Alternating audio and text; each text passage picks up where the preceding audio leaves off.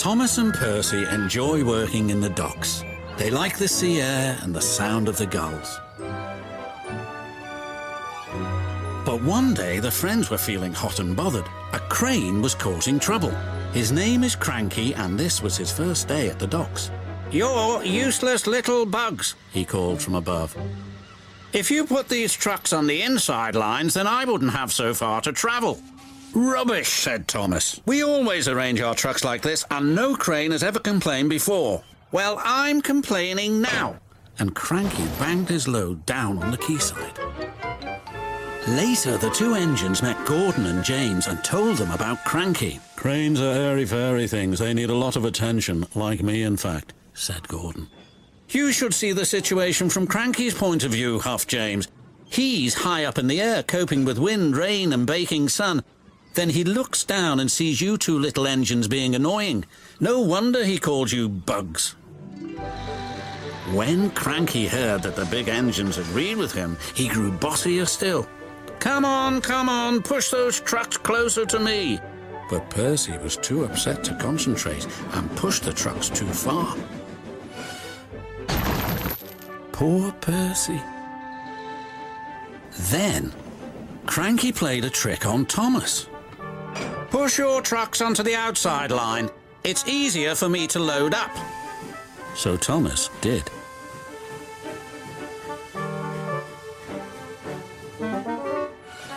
But Cranky left the loads beside the trucks, not in them. "You must have known my arm can't reach you there," complained Cranky. This mix-up caused confusion and delay. The Fat Controller was most upset. "Thomas and Percy, this new crane has an important job to do. I have heard that you have not been helping him today. You will go to your sheds and consider how you will improve yourselves tomorrow." Now, Thomas and Percy were upset too.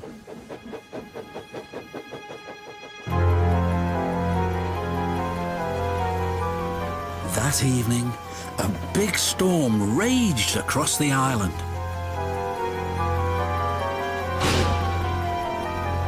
Cranky and the big engines were trapped at the docks. "We're sure to be safe in this shed," said Duck. But he was wrong.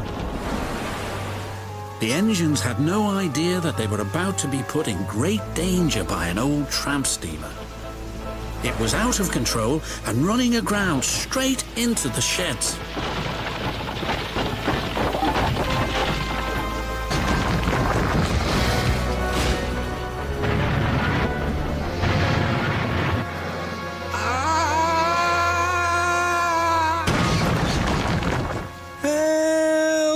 Called the engines from inside the shed. "I can't," called Cranky pathetically.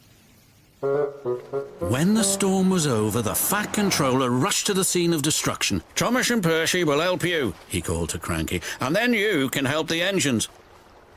"Oh, please, hurry," cried Cranky, "and tell them I'm sorry I was rude to them." "So it was you," murmured the Fat Controller. "I owe those engines an apology."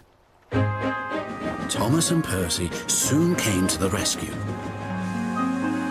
And it wasn't too long before Cranky was upright again and clearing the wreckage.